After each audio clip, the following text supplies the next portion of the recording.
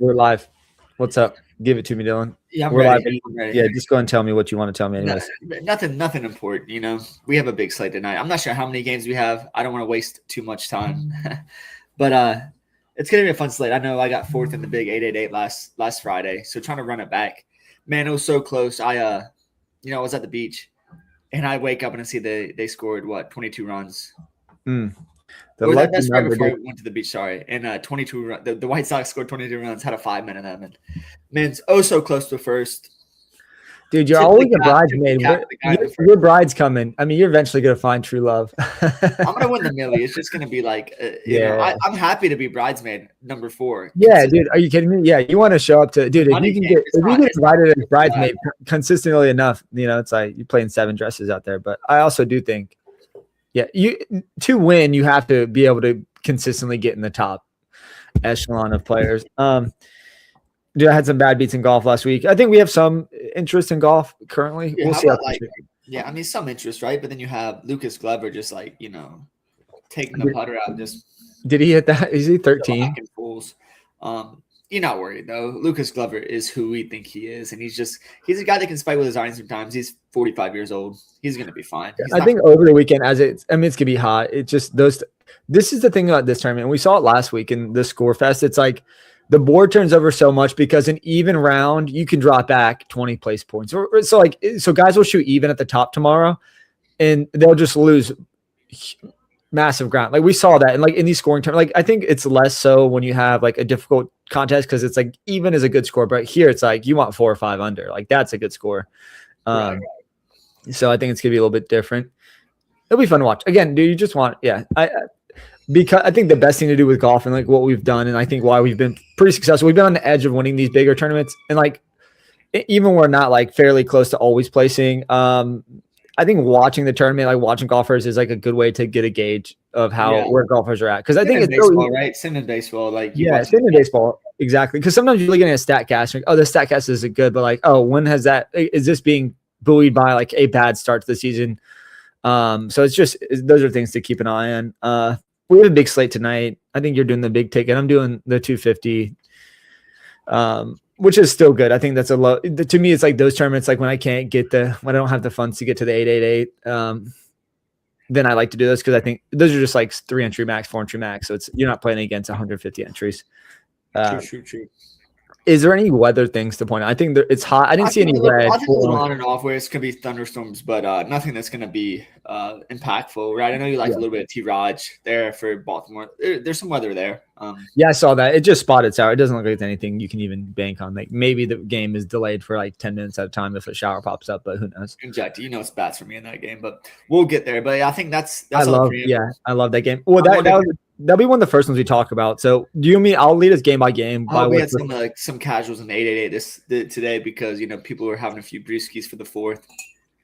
Obviously coming tomorrow, and maybe we'll get some people asleep at the wheel because I feel like there's a few good spots to take advantage of today.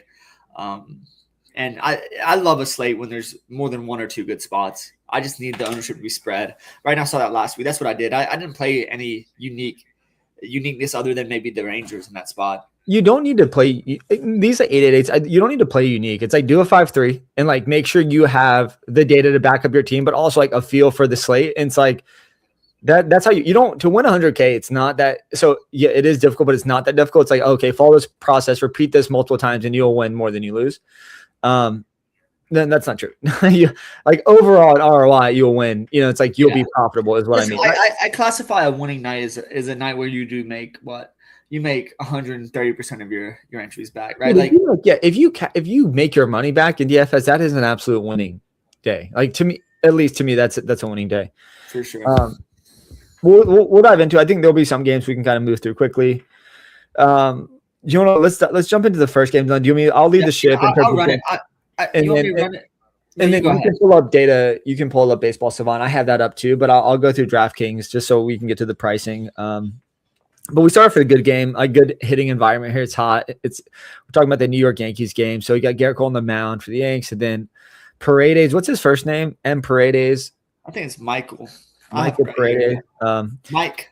Michael, just Mike Paredes. Big Mike Paredes pitching for Minnesota. Do we hate Minnesota? I mean, you are just Minnesota haters all season long. I think that's both on the offensive side and on the bat side.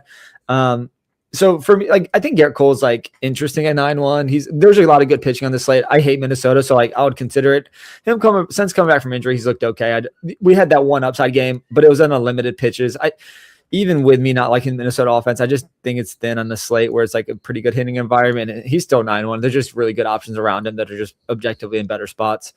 With that said, the Yankees offense is in such a good spot here. I want to see the lineup. I'm curious what they do. Like, It's Grisham, Rice, Dominguez, Bellinger, Goldschmidt, Jazz, McMahon, Caballero, Wells. Okay, so no Spencer Jones. You got Grisham back. That's why Grisham's interesting. You know, we saw what he did in Yankee Stadium last year. He was phenomenal. He's always a good play, especially at home. So I think, that's really interesting to me. Jazz, I like a lot. I like Wells. Wells is an interesting catcher. I've been an Austin Wells guy. We haven't seen it really pan out for him. We saw this a couple years ago when he came in the league. Man, he was a really good prospect. He is a good hitter. Ninth at home, you're going to get much lower ownership than other teams, right? Yeah. We know the spot's good, but ninth at home is always a good spot to play. And I think for me too, the cost is so cheap. It's 2-3. So it's like, and I think a creative way to stack this game is like do wraparound stacks because you have guys like Jazz and Wells in the back, which are just like, and Caballero is another guy that like, if he's on base, he could steal 3 bases. We've seen that this season. And that's a cheap way to get up and get 2 aces. So I really do like the Yankees offense here. There's a lot of good, I would say like you can kind of stack this whatever way you'd like, but like my inclination here, just with cost and like who I'd like from the team is like to do some version of like a wraparound stack. Who's 1 through 3? So you have Grisham. Where's Ben Rice batting? Ben Rice is second. Yeah, so like a wraparound stack seems so fun. You could go like Grisham, Rice, Jazz, Wells, and then like maybe Caballero. And like that's a cheap Yankee stack in a great spot. And I think that 5-man stack will be cumulatively low owned. That from my perspective, it's just the Yankees bats. Yeah. But what do you think? I'm sure. I think you're kind of. Give me the mic. Listen. I love the Yankees in this spot. Grisham is the one guy who might leave off. He's his first game back up to IL. Like first game back, he hasn't played in 20 days. Has he played at all? Did he do any? I'm sure he had a AAA. I'm sure he had a little stint. Maybe he didn't though. He's vetted enough. Let me actually pull that up. But the Yankees. It's the Yankees for this spot. It's Jamie. It's the alien. Jason Dominguez, Ben Rice, Bellinger. All these guys. I love him at 2-7 there. Batting 7th. Really like that spot a whole lot for him. For who? Who was that? Batting 7th. Something I do disagree. I don't think Garrett.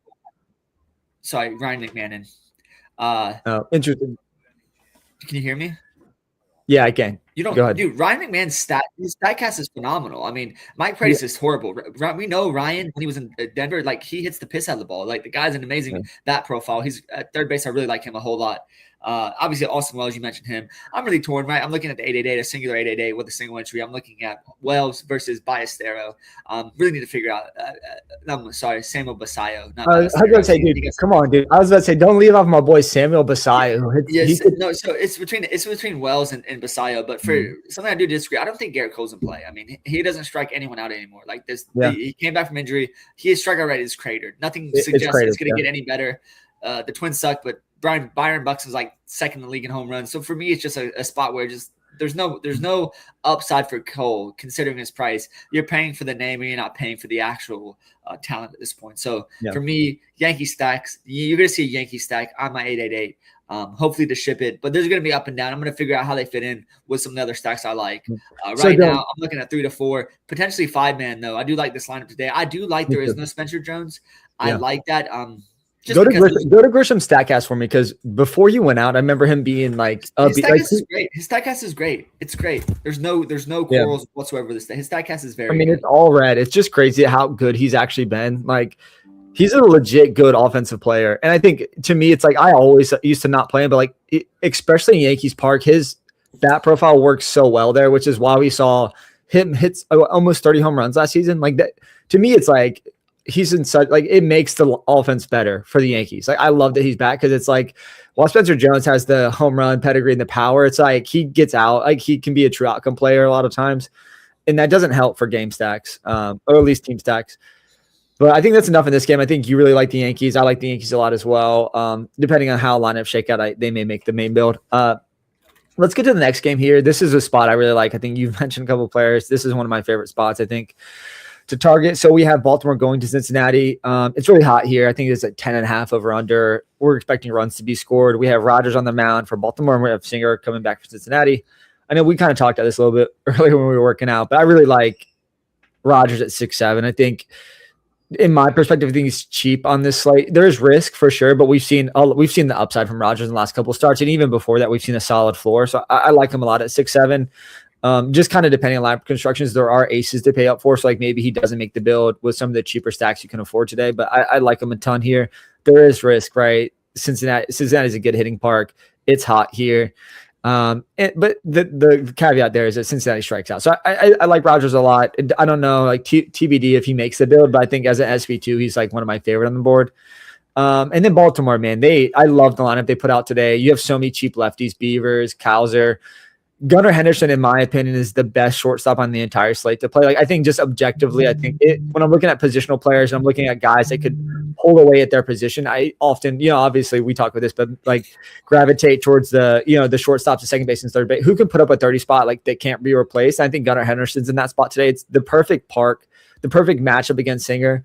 And what Gunnar Henderson does well is like power and speed, right? So I think there's just like 30-point upside from Gunnar today at shortstop, and I really like that. He's expensive, so you're going to pay for it. But outside of that, Samuel Basallo at catcher is 3.6. He's a value, and he's like an extreme power at the catcher position. I think there's catcher options you can pivot off. Yeah, it's just like if we're looking at Basallo, just to interrupt you there, if we're looking at Basallo versus Wells, it's really hard to click Wells at the savings because Basallo's just in that meaty part of the lineup. Yeah. And I think Basallo does project as a guy that can just be an absolute unit power bat. 100%. So it's like but Wells is a good bat too. So it's a really, really, I'm guessing it's just like who fits your stack, who makes it work. Yeah. It's just for me, it's like, dude, I haven't seen enough from Austin Wells this season. Like to me, I thought the powers there. Like in 2025, he hit 21 home runs. Like shit, dude, that's Austin pretty good. Wells, that's what I mean. No, Austin Wells has pop, man. There's no ifs, ands, or buts about it. The guy can absolutely smash. But if I'm looking at ticks towards Basallo here, Basallo probably projects as a little bit more power. The stack test is not even close. And then we see on the road batting the 5 hole. Those are just check, right? That's just like meets a lot of criteria for me. In Great American Small Park, which caters to lefties. So like, give me the power lefties here in Basallo and Gunnar Henderson, and then the alpha annoying guys like Jackson Holiday, who I like a lefty in this park. It's really a 5-man lefty stack is what I'm thinking against Singer here, and I just love Cowser. I love Beavers here. Like all those guys to have like speed and power upside, and in this park at those prices, I don't think they'll go completely under. I don't think they'll go overlooked. I think there's good offensive spots outside of this, but man, I really like it. And then coming back, I don't want anything from Cincinnati. Rodgers has been good enough. Like maybe the 17 points he gives you floor today is not enough from like a DFS perspective, but I think he can limit the damage against Cincinnati. So I won't be playing Cincinnati at all. But yeah, it's Rodgers and then in Baltimore stacks. I think you're in a similar boat. I know you kind of hit on your guys. Any love for Gunnar? Like, how do you feel about the other lefties? Obviously, I mean, you gotta love Gunnar. Gunnar is the best shortstop play on the slate. I agree with that. I don't really agree with Rodgers as being like a safe SP2 because there's the K rate's down, right? Like he's been good. All his 2 like back-to-back near 30-point starts were that because he went deep, right? He had 6 and 7 strikeouts, and that kind of suggests like he's been good. Maybe switch it up because he was a better strikeout pitcher last year. Yep. I just think there's so much risk. I'm lucky with my 888 just getting Dylan Cease and Shohei at the top and just riding them. I think they have the most upside in the slate. And then obviously we have Reed Detmers, who we'll get to shortly. But for me, it's just like I don't know if I need to go Rodgers. I think there's enough value within the stacks I do like that I think I can just avoid kind of the risky profile. And you look at the Reds lineup, there is some righties that will cause them problems here. We have Sal batting second, we have Steele, we have Eugenio, we have Noah Marte. These are bad. I mean, you have Matt McClain and Edwin Aurora. Like there's Tyler Stevens. I mean, this Reds team is not a bad team. They're just not a bad team. It's not bad. It's not bad. It's just the strikeout numbers are high. Like, yeah, and that's my point, though. Just kind of going for a circle, he doesn't strike guys out. That his underlyings don't suggest he's a strikeout pitcher at this point in his career. Well, I think if you just segment it based off of the most recent 5 games, his strikeouts a lot better. Like, it is not as bad. They're better, but they're still under a K per nine. Yeah, Agreed. It's still mediocre, but at 6-7, and this is kind of the Sproat argument from the last time when Sproat faced Cincinnati in back-to-back starts, and he had 2, I think 25 and then a 30-point. The reason I think it wasn't Sproat as much as it is Cincinnati, right? Like that was for me. It's like it's another one of those spots. It's like I like Rodgers enough, and like obviously I'm somewhat biased to have him in best ball, but I think it's also the Cincinnati lineup they put out. Like yes, there is danger in South Stewart. You mentioned Ellie for sure, but like those guys still all strike out. Like.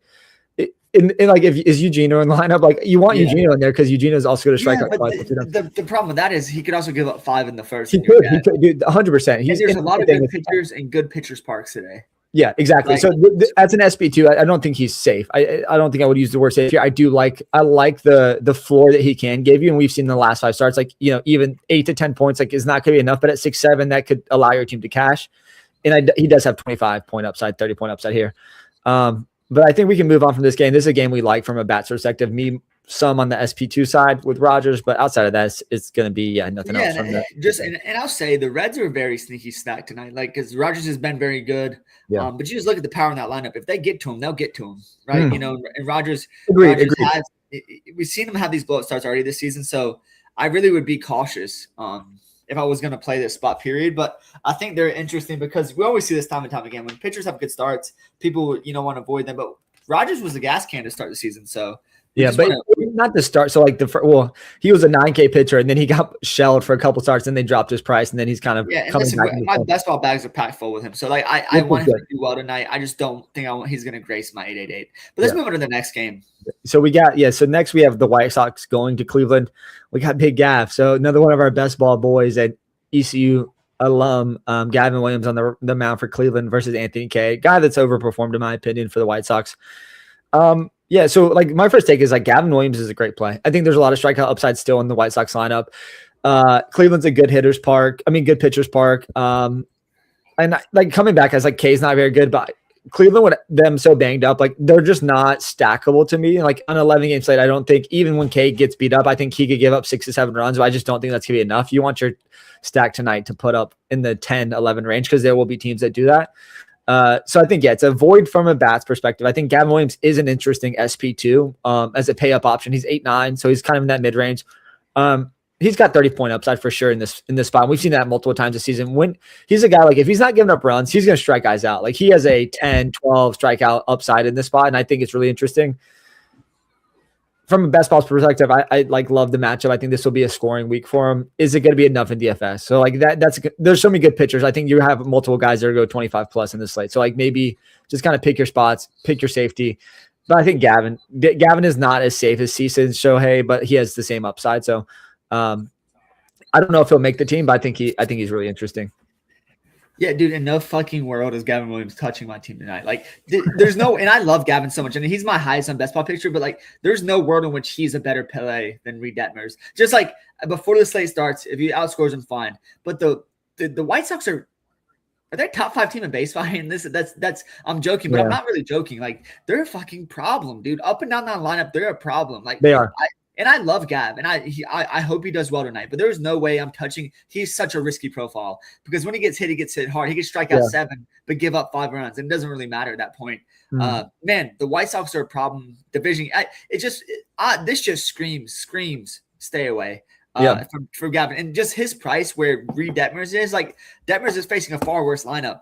Yeah. Man, these White Sox have been so pesky. I going into the season, I didn't think they'd be that good. They're still missing Murakami, but man, all these guys are just like their problems. Like Braden Montgomery came up. He's another strikeout in the lineup, but man, Montgomery, like the Colson Montgomery, Vargas, Antonacci, these guys. I mean, even Ben Nintendo, these guys are just putting bad on ball. Kyle Till's back off the IL, like just absolutely raking. So just for me, I don't want to play Gavin in this spot. On the other side, Anthony Kay, you could pick on him. You said this too, but Jose being on that lineup hurts them. Yeah, I definitely like this team way better against righties and lefties. So that being the case, I'm just not going to play the Guardians here. I don't trust Kay. I don't like him whatsoever. I think he's kind of a shit pitcher. But in this spot, it's just an avoid, right? This game's a pass altogether. I believe in Gav, so I think he can be okay. I wouldn't stack against him, but there's just no way in hell I want to play him in this spot. I wish him the best. I hope he shoves. I just think the risk is too high for you, is what you're saying. The risk is too high. I think we do have. He's got the 40-point upside just because the K stuff is phenomenal. But you're spot on with it is very shaky from Gav at times. Like he'll give up like 4 in the first and he'll go on to strike out 9, but like 4 runs in this spot. It's like, dude, Shohei feels like he's just going to shove in his matchup. And then Cease obviously is in a great matchup. Then Reed Detmers as well. I want to get to this because Cease is cheaper than Shohei, but like, there's not a better pitcher playing the slate. Like, I think people are really, and Cease came back. He had a little a stint there, and he came back. He's been walking some guys. But I mean, that there's no better strikeout pitcher right now in baseball. And now he gets a pitcher's park. Like, the guy will walk 4 to 5 batters sometimes, but there's no one that can strike out 15 guys. Cease could legitimately strike out 15 batters tonight. Yeah, like, he could. It wouldn't be surprising. And the guy's stuff, he added another. He's a guy that's a tinkerer and just already adding pitches. He's got like 8 pitches in his arsenal. And he's just like, he makes guys. Just when he's on, dude, it's unbelievable. You're just like, oh, well, Cease K'd the side again. You know, exactly. And I think they've let him go too. Like sometimes he'll get in trouble. Like he'll get the bases loaded out and he'll like get out of it with like 3 strikeouts. And we'll talk about the Shohei matchup too, but like Shohei's going up against a division rival who's seen him a lot. So it's like, do I like Shohei any better than Detmers? Really, like Shohei has risk as far as like the workload. Cease can go 110 pitches. Yeah, but I think the Dodgers are doing something weird. They want Shohei to win the Cy Young, so they're putting him like they push his start to get to this start. Because I wonder if like part of it's just like pushing to get to this start, not because of the matchup, not because they want. It's because of the division rival. They want to beat a division rival. Yeah, 100%. But you just feel like this is a Shohei, even if you like, okay, we're not on that game, but like, yeah, I think Cease to me is like probably objectively the better play. I like San Diego best ball, but like, dude, they are underachieving and they strike out. So it's like you're grasping at straws here, but both those guys, just in my opinion, objectively better plays. And that's just to tie back around to Gavin. Like, I just don't think Gavin's worth the risk. Yeah, agreed. The risk is high for sure, and I think he could go out there and shove tonight, put up 33, and like. Even with 33, you're like, well, I think both other guys get in that same range. So it does not good differentiate to your points. Like, but if those guys put up 33 and you don't have those guys on your lineup, or like, it's like, if your pitchers don't score 25 to 30 tonight, it's like, you're going to be in trouble. Well, let's get to the next one here. We have the Braves. I just haven't been playing the Braves, but we have Christian Scott on the mound for the Mets and Grant Holmes coming back for the Braves. This is in Atlanta. So, it's always some interest in the lefties. Christian Scott's been serviceable. I think this is a game that screams like just complete fade all around. Both pitchers are middling. Both bullpens are decent. The Mets are a bit of a mess offensively. The Braves are not healthy. I think we can make this like 30 seconds. Like, don't play this game. I think it's so thin across the board. No pitcher, no offensive player in this game is going to be optimal, in my opinion, outside of like a random one-off performance. But the guy, if I had to choose any batter from this game, would be Matt Olson. At home against Christian Scott, who struggles a little bit with lefties, but still has been able to limit the long ball. So, yeah, for me, it's like complete pass if I wanted to, like, hey, could I get Olsen like 30-point night potentially? And he does that, and he still has that elite power profile. But, I think this is a game just to avoid. Yeah, for me, I mean, if I was picking one batter, it'd be Soto. The StatCast numbers, like, I don't think I've seen better StatCast numbers. The StatCast is he's so good. Holmes is not good. Yoda will have a word with you about that, but yeah, Soto is the lead. No, Soto's so good. So, like, I don't really want to play this game, but could Soto hit a home run? Sure, he could hit a home run in any matchup. Once again, pick your spots. Big slate. I'm not going to be dialed in here, but if you tell me this game is 10-7, wouldn't be shocked one bit, and I'll just go into the next slate. So, yeah, that's all I got in this game. This is the thing about both pitchers is they can both be serviceable at times, and the Braves, since Baldwin's been back from the IL, just haven't been the same because he's really kind of been slumping lately. So I'm not going to do it, but I do see the case, right, in Atlanta, a good ballpark.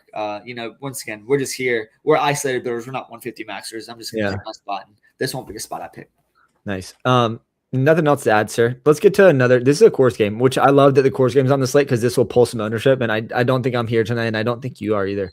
But we have San Francisco visiting Colorado. So we have Logan Webb, which is it's like such a good, easy slate to just avoid. Sorry, I should lead first. Logan Webb and Feltner for Colorado. But yeah, Logan Webb is like, it's just like he's going to mitigate the damage here. He's a ground ball pitcher against Colorado. I think Colorado is an easy X off. It's a course game, but you can, to me, in my opinion, just X them off here. There's some like tepid interest in San Francisco, depending on their lineup. There's going to be cheap value there. San Francisco's been a bottom 3 team offensively. So like, this is just a spot that screams, just avoid. That said, I mean, we saw San Francisco come here earlier in the season. I think that was the slate. They were putting on like 30 points. Like there was guys hitting like multiple home runs every slate. I think Willie Adames hit like 6 home runs in the weekend slate against Colorado a month ago. And Felder's not very good. So I think there is interest, but like, I think there's offensive spots I like a little bit more and like will come at a discounted ownership. Like Baltimore to me, maybe is a better play. I think is a better play than San Francisco. And I think that they could be a little bit lower owned given that's not in cores. So yeah, as weird it is, this is we've said this a couple times, but I think I'm going to fade the core slate. I think there's better offensive spots. If I had to choose a side, it'd be San Francisco, but I think I'm going to stay away tonight. Yeah, listen, I love Bryce Eldridge. The guy hits piss missiles. And like you look at Eldridge, Devers. The problem for me is you're getting Eldridge and Devers at the same position. Man, split them up. Split them up. I want to play both. Want to play both. Yeah, other than that, it's just going to be like, listen, scores, highest over under. People are going to play it. So I'm going to be off, right? I don't want to pick on Webb. And funny enough, I think Felter's a decent pitcher. I think he sucks because he plays the course, but I think he's actually okay. The underlying suggests he's okay as well. So if I'm looking to get off a Coors game, a game where could get some more ownership, absolutely going to be off here. But if other people do that, it might be an interesting thing. Well, maybe people aren't playing it because both these pitchers are decent. We see it's still Coors. So I'm not going to do it. I'm going to hope ownership goes here and just pull the fade, right? It's Coors game, so you know what to do. Play these bats, but something, we got to make stands. You got to make a game theory stand, and the stand here is just passing this game. Yep. Yeah. Same. Cool, man. Well, yeah, Coors. We said this. Like we're in different. Like I think the night that you almost won, or actually it wasn't the night. I don't know if you played. Did you play Miami on that slate? Yeah. It's like we don't always fade the core spots. Like there's a lot of core spots that we go to quite often, but I think this is one of those on this slate. It's like I think you can Mike Burrows put up cool crisp 4 points. If I just played any other fucking pitcher, God, I'm done with that guy. I'm done with him. There's no upside there. You could have played Sprout against Cincinnati, but it wouldn't have changed anything. It was like 3 extra points. I needed. I thought Sprout put up like a decent. I scored 190 points with a pitcher that put up 4 points. I thought Sprout did pretty. I think. No. Yeah, Mike Burrows got the win. Mike Burrows had like 7 or 8 points. But it wasn't nothing special. I thought he put up like 20 something because he didn't have like 6. Did he not get the win? No, nothing special. Because I played them both on teams. I'm just curious. I can look at it right now. Pull it up. Shit, I have to toggle off. No, you know what? Let me pull it up while you go to the next game. Okay. Oh, I have it right here. He put up 22. So that was his last start. Yeah, so 22 and 36 in back-to-back starts because they were both against Cincinnati, which is why again you like Trevor Rogers, man. Yeah, would that additional 14 points have helped you? A couple more thousand, but I wouldn't have won. Yeah, because I faded Terry Scooble. I'll put up 34 or something. Yeah, which is tough. Okay, well, let's move from this game. Let's go to Tampa, Houston. Let's see who's on the mound. So we have Arrighetti for Houston, then Nick Martinez coming back for Tampa. This is another game to me. It's like both pitchers are pretty good. I don't like either offense, but I don't think either pitcher makes the cut. Martinez is not a guy I think you should ever really consider in DFS outside of like short slates. But he's a good enough real life pitcher where he will limit the damage against Houston. And then Arrighetti's been really good at 8-6. I think there's like spots to play in, but this is not the spot against Tampa. Tampa just plays great small ball. They don't strike out a lot. This is just a complete avoid. Neither offense is going to score more than 6 runs in my opinion, but neither pitcher will be like valuable in their spot. So this is an avoid spot. I think this is an easy X-off game. Yeah, I agree 100%. I mean, look at the underlyings to both these pitchers. It's both really good spots. I mean, they're both really good pitchers. Not in good spots is what I'd say. But yeah, for me, it's just going to be a pass. I don't really want to stack against these guys. They're not giving up a lot of hard hits, not a lot of exit velo against them. Arrighetti has a little bit of a walk problem, which can help a stack if you want to stack against him. Tampa's on the road, but I don't want to stack Tampa, period. Caminero has been an absolute monster. I mean, he's going to be a premier power hitter in the league going forward, but I'm not going to do it in this spot. So yeah, pass, play. This is going to be another pass game. Yeah. It's nice to have those on the 11 gamer, dude. You got to decide what not to do. That's important is deciding what to do. All right, so let's get to another game here. We have Boston going to the Angels. We have Reed Detmers pitching for LA. I know you've talked about him a little bit. We have Bennett coming back for Boston. To me, this is like pick your pitcher. I think Detmers is a top SP2 on the slate, potentially SP1 if you're going cheap and just paying up for all the studs. And then Bennett, I also think is in play. I think this is a good game from both pitching sides. So you have Detmers 8-3 and Bennett at 7-7. I think both guys are actually firmly in play. We've seen some good upside from Bennett. Bennett here against LA. LA strikes out a ton, not very healthy at the moment. And then Detmers against Boston with Boston missing Contrast. So I think this is just like, man, you get either one. The Contrast and Eaton are both probably going to play here. They appealed their suspension. I don't know if it's going to get resolved. Probably won't get resolved today. So Just Okay, an so FYI there. with that, maybe slight downgrade to Detmers, not on the slate, but just his overall. Maybe slight. You Yeah, know, like yeah, it's still Boston. They it's still the fucking Boston, strike the out. bottom offense, and then obviously the Angels coming back. Like Bennett's in a great spot too. I think both these pitchers could put up in the 20. My pushback against Bennett would be like he's an amazing pitcher, and you watch him pitch, he's a really good pitcher, but he Not doesn't as strike much a lot of K guys stuff. out. Yeah, that's the concern. But again, against the Angels, like you will get like the 4 to 5 strikeouts baked in because they have guys that strike out like at 30% clip regularly. Yeah. So for me, it's like, I think both these pitchers are firmly in play. Don't know if they'll make my build. I think to your point, there's just safer options up top. But yeah, Bennett and Detmer, solid SP2 options. Yeah, I agree 100%. Detmer's, you know, I'm really torn. Cease's on the team. I'm really torn between Shohei and Detmers. I can make either work. I'm sacrificing a bat for sure, but I really, really don't know what I'm going to do here. I love Detmers. Detmers another one of these guys, though, that could spike for 14, 15 strikeouts. He has that, and all his underlying suggests very good things. I think the guy's going to earn a bag. I think he's a really good pitcher, and he's finally figuring it out. So, like him a lot. Just really need to decide if I want to take that road or go the Shohei road. Yeah. Interesting. Yeah. Well, we'll see. I think he's definitely an option. Good spot. The park is like mediocre for pitching. It's like neutral, I would say. Let's get to a non-neutral park. I think Park Factor has this jacked up a little bit, and I think sometimes we're still kind of like assessing more and more data for Sutter Health. But I'm talking about the Athletics game. So we have Miami on the road in Sacramento. Where are they playing? There's Sutter Health. That's Sacramento. Yeah. So we have Perkins pitching for the Athletics, and then Phillips coming back from Miami. Both these pitchers are middling. Underlying stuff for Phillips and underlying stuff for Perkins is not very good. So I think, you could choose an offense to stack here. For me, it would be, I really like the Athletics. I like Lawrence Butler, Law Dog. I like Muncy. I like Kurtz, obviously. Kurtz is expensive. I think singularly is one of my favorite offensive, like first baseman on the slate. He's 6'4". He's the most expensive. So like 25 points from Nick Kurtz doesn't mean like, you've won the position, because I think there's multiple first basemen that have that outcome tonight. But I do like a 3-man, 5-man stack for Athletics tonight. I think they're fairly cheap outside of Hurts. I mean, Nick Hurts everyone else is pretty affordable. Interested in the athletic side.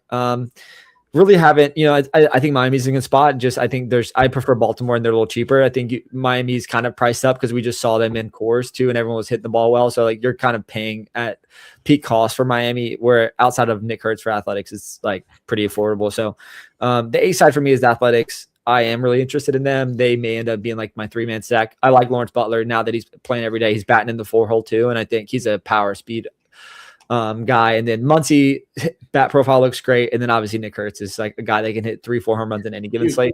Don't forget about Lightning Bolte there. I mean, the guy's an absolute 100%. He's an absolute speed demon. Sprint speed's got him at 30.5. Amazing. That's amazing numbers there. I really like him a lot.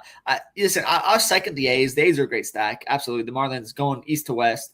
Don't like that for a team. So I definitely think the Athletics are in play here. Up another lineup. You're paying for that. That's the one concern. I really don't want to play the Marlins. You talk about Park. This Park hasn't played up as much as we thought it had in the previous year. We thought, maybe, but we're still seeing these high over-unders. And the unders kind of leaning in here. But for me, I'm not going to play Marlins. I think Jack Perkins is good. His underlying suggests he's pretty good as well. So don't want to do that. Tyler Phillips is actually no good. So definitely think they are in play, the Athletics. But once again, you're paying for Nick Hurts.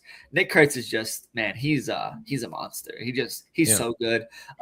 He's a second coming of Kyle Schwarber. The guy's an absolute menace. So don't leave him off your stacks, because he's the one guy that has the double dong upside there. So for me, won't get here. Totally get this play, especially the Athletics here. Won't be playing the Marlins one bit though. Not like it. Yeah, I think we're in agreement. The Marlins, if they were a little cheaper, right? They're just coming off the core slate, so it's like the core series, and that just, when you guys perform that, they just jack up the prices. Let's get to the next game here. So we have Milwaukee going to Arizona. We have Kyle Harris on the mound for Milwaukee. And who is this Cabrera fella? Is it Jose Cabrera for the Arizona Diamondbacks? I don't really know him all too well. No, he's first inclination. This game to me is like, dude, Kyle Harrison's in such a good spot, and he's one of the best strikeout pitchers in all of baseball, like a top 5 strikeout pitcher in all of baseball. And the numbers line up with that, but he's 9.7, and there's just safer options on the slate. I think Kyle Harrison is another one of those guys I think is going to put up in the 20 to 30 range.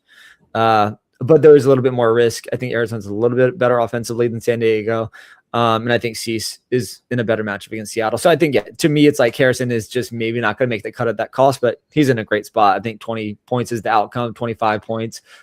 And there's obviously upside for 40 because the back half for Arizona is kind of a little fake. But yeah, I just don't know if I make the build. And Milwaukee, there's like Jackson Chiro has been good, but he's been overperforming, been quite lucky with his home runs recently. And Milwaukee's one of those guys. I mean, like they're like the better version of Cleveland. They're healthy right now too, so like they do hit up and down the lineup. I just don't know if like on this slate there's enough there to like for them to produce a slate winning score as a team. So yeah, this is a Kyle Harrison or pass. I think Kyle Harrison's going to be like the maybe lower owned ace on the slate. So I think there's maybe merit. It's like, oh, dude, actually, maybe I'm just going to go him over Cease. But I just like for all the reasons we mentioned about Cease, it's like really tough to do. But the strikeout Kyle Harrison would definitely be lower owned, and I second that. I think he's very interesting from tournament perspective because I think he actually might get overlooked. I think you suggesting that is actually directionally correct. I wasn't even thinking about that too much, but you have Jose Cabrera on the other side. He's a 24-year-old, no real prospect pedigree. No. Has some chase, has some whiff. Doesn't walk a lot of guys. Maybe that's okay. I don't want to play that here. Like he's not in play. I'm just curious if the stacks against him would be valuable. And no, I don't think people are going to play the Brewers. There's so many good parks to play. Obviously, you have the indoor park there in Arizona. Maybe people just avoid that spot. So maybe Milwaukee is very sneaky. I know Arizona's bullpen is not very good as well. So yeah, I can be talked into the little Brewers here. They probably will go on their own, and man, they're a team that does hit the steal quite a bit. So totally get the play there. I'm not going to be playing this game though. Like you said, where I'm isolated. I'm isolated in these absolute heat wave parks, and I think there's just better spots. So it's going to be a pass game. But Kyle Harrison's got my eye. If he can get through Ketel Marte, I think he can. Obviously Corbin Carroll, I think he could get through this lineup pretty succinctly. So something I might not do, but I totally get the reasoning behind it. Nice. So in slight agreement there. I think, Harrison is really interesting. Well, let's get to the next game. So we have Toronto going to Seattle.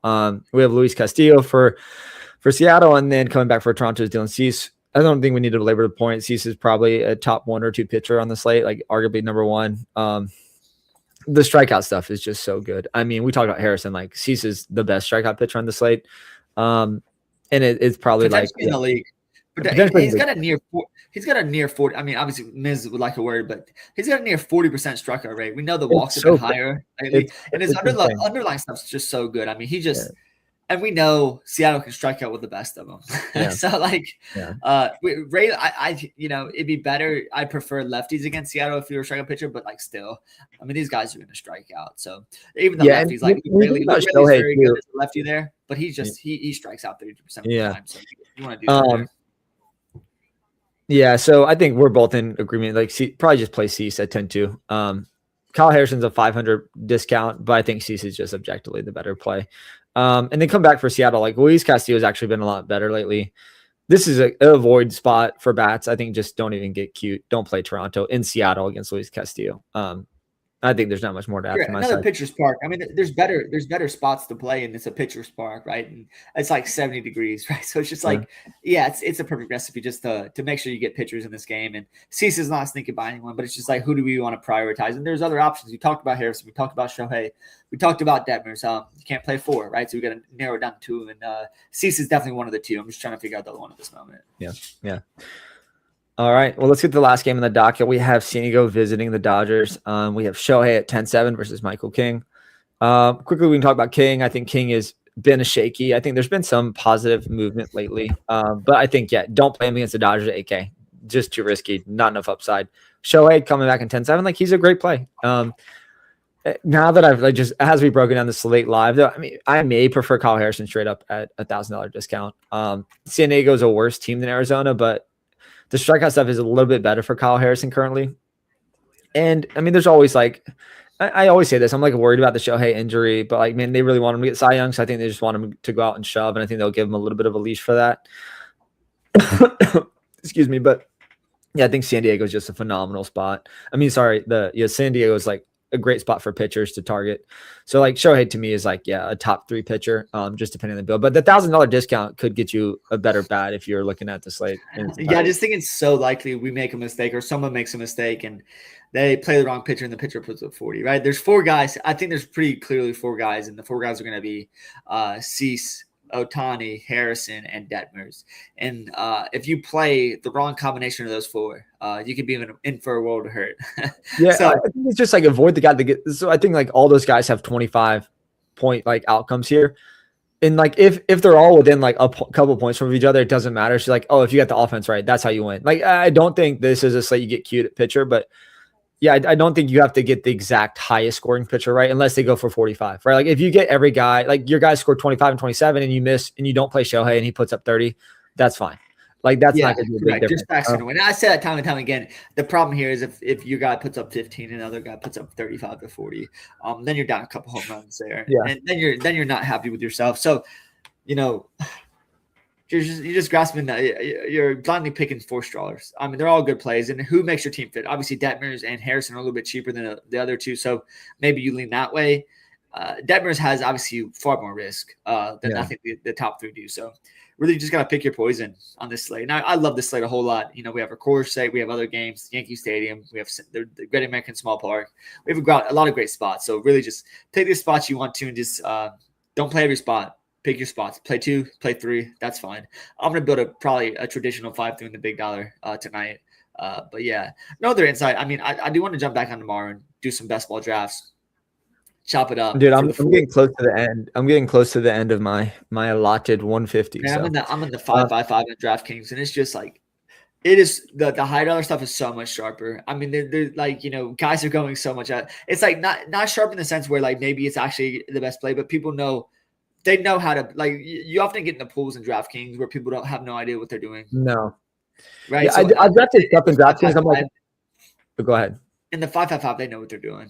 Right. Yeah. There's no real mistakes made. And it could be just because it's a slow draft or just because, there's more money on the line. So yeah, part of the slow draft, part of it's like, it's sharper money in the high dollar stuff. $25 teams, you see people just like shell it in often because it's like such a thin margin. You're trying to win the 3 million. So it's like you see, but dude, I think build good teams, build 150 good teams and you'll have a shot at $1 million or multiple millions of dollars. Yeah. Yeah, I'm excited about this. Baseball slate's gonna be fun. I'm excited to break down some football. We'll probably do we'll do some best ball stuff. I'm excited to do. I like the pricing's out for NFL right already. So like I think it's already out, right? No way. Is it not out? I thought I saw it was out. I could be totally wrong. I mean, it seems so early. I mean, training camp's really not even started. I mean, I thought they put the pricing out fairly early. Let me just check while I have you. It's a mistake, right? Because no, they don't. They don't. I don't know. I must have dreamed that. I thought they had put the pricing out because I thought I was building mock teams, but I was just doing that in my head. Yeah, I get that. I do that all the time. We have a dream. Play your dream. Play your dream plays too. We all know that. We know how that works out. Dude, it never works. You're always like, I had this vision of Terry McLaurin, and he does nothing. It's all because of guys you wanted to play. Like they were in your mind anyway. So there's definitely guys that I dreamt about that I didn't end up playing. That I'm glad I did not end up playing. I think one of those guys was like a backup quarter. I mean, there was a quarterback. Was it Joe Webb? Maybe there was somebody I was like trying to play. I mean, who? Joe Webb? Who the is that? That's guy? what I'm saying. It was like a fill-in. I was like, oh, this guy's so cheap. Play him at quarterback because he was like starting a spot star. But it's like those type of plays. Like, don't do that sometimes. It's like even the discount, like that doesn't. Oh, complicated stuff. Play good plays. Complicated. Yeah. Make it complicated. Yeah. Baseball's a sport where you can take more swings, and that's what I'll do. I'll play bad players all the time because stacks don't matter. And like, you get a bad player in a good spot, basically loaded that Knicks went over the fence. Perfect. I mean, that matters. Yeah.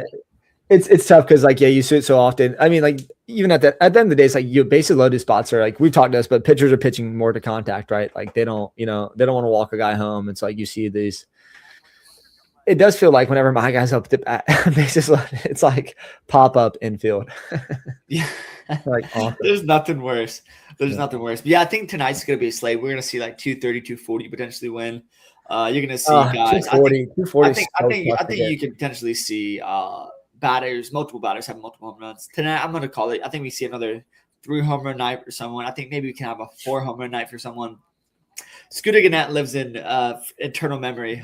His 4 home run Yeah. night, because Scooter Gannett is a diminutive fella, and he just absolutely pumped 4 home runs. So maybe it comes as Great American Small Park. Maybe it's Jackson Holiday, who I won't play. But Gunnar Henderson is the guy that sticks Gunnar out. Henderson's likely. Like he could, if he pops too early, you're like, okay, he's got a chance for the. I don't. We call the strikeout golden sombrero. What is the 4 home runs? I mean, that is That's whatever the opposite of that. All right. Yeah, I think that's a obviously pick your spots. I know I'm in the O's, pretty heavy. Yanks pretty heavy. Gonna fade that Coors game, I think. But yeah, there's a lot of spots to target. So attack your spots and build it right. Build a directionally correct team. Like even if you're on different plays and Taylor than myself, just build a team that actually makes sense. Like when you can get done building a team and it makes sense. Like all the time, teams that don't make sense win. But like in the 888, a postmortem, it's always like this team made a lot of sense, right? The stack made sense. Like it's not saying I was on it, because generally that's the case. If I look at, I probably wasn't on that team. But the team just needs to make sense. The build needs to make sense, especially if you're handing the dirt like us. Yeah. Cool, man. I think that's it from baseball. Are you building any UFC this week? I don't think there's one this week. I think we have Connor next week. Connor and Holiday. Okay, I didn't know if that was this weekend. I'm like still catching up on the UFC.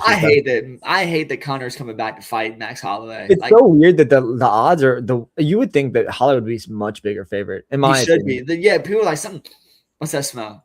What's that smell? Like that's what people are saying, because like in no world, like Connor is like he's really a one-punch guy, right? Max Holloway just knocked out Justin Gaethje in a masterclass.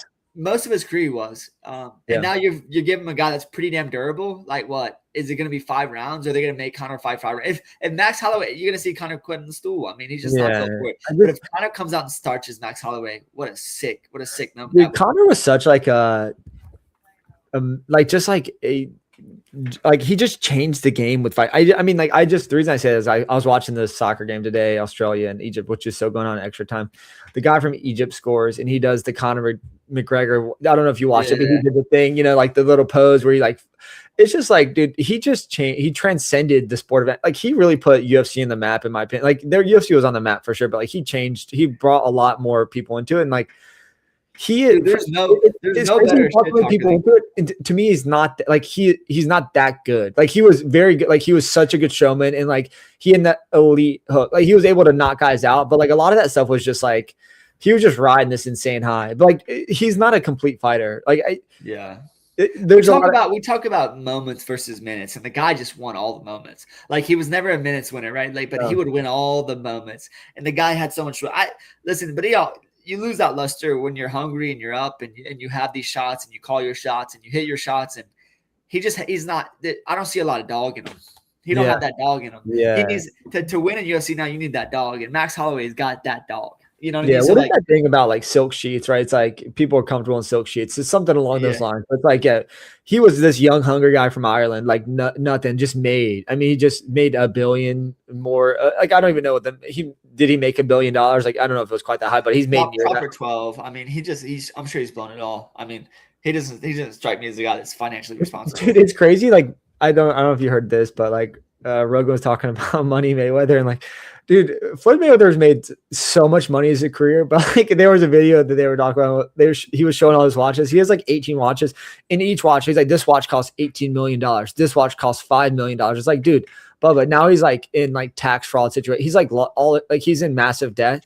It's like, how does a guy that's made hundreds of millions of dollars now pretty simply, cash flows in, cash flows out, baby. Like you saw cash flows out that are exorbitant, and that cash flow in stops period. You're in trouble, right? You're losing $4 to $5 mil every month. A fun story not sports related is Nicolas Cage. He was in massive debt. Like he was this big movie star in the 80s, 90s, and then he like went into massive debt, so he started pumping out movies. But they said he lost all his money because he was buying like $1 million art, like multi-million-dollar art pieces, like dinosaur skulls, like just fun shit, and he lost all his money doing that. It's like I don't know. That's exactly what I spend my money on. I know that's what I don't want a bunch of fancy watch. Like I don't really care about dude. Of course, like if you have that much money, get one nice watch, but like you don't need $18 million watches that sit there and collect dust. Like that's just to me is a waste of money. But if you have it, spend it. But all right, let me jump off so we can watch golf. Good luck on the and the giant Friday slate. tip the cap to whoever wins. I'm gonna win it tonight. I'm gonna Not celebrate. tip the cap to everyone. I want to win. America 250 tomorrow. Yeah, America. What's tomorrow? 4th of July, baby. Oh, I thought you meant is there like a big slate commemorating? Dude, I haven't even looked. I hope there is. I hope they have like. Dude, there should be like an America 250 MLB slate, $250 entry, $2 million up top. That's what I just would envision. But $2,500 entry. I mean, that's not 250, right? So they can't do that. We'll see. We'll be back tomorrow to chop it up, chop up some best ball, chop up some drafts. I'm gonna show you the board on my. I got to slow it down a little bit in my drafts because I want to make sure that if there's any big injuries or trades or things happen in spring training that I don't get completely like just killed because I had a team that I'm moving on a little bit real quick. I know we'll jump off here in a second, but like I'm starting to get some interest in Kyler Murray, but that's like maybe I'm having a tougher time there. But the guy I'm really starting to like is Jackson Dart. Like to me, where he's going in draft still is pretty low, and like there's interesting ways to stack him with like Isaiah Likely, Tyron Tracy, Cam Scapa. I'm getting somewhat interested in him. I think he's got like top 3 quarterback outcomes because of his legs. And they're committed to him continuing to run. So maybe we'll see. I don't love it, but I mean, Taja's Malik Willis is still my guy. I'm always gonna draft him there. Yeah, I like Malik Willis. All right. Well, it's almost dinner time here on the East Coast. Let's go watch some golf. Yeah. All right, later, man. All right, later. How the golfers shaking.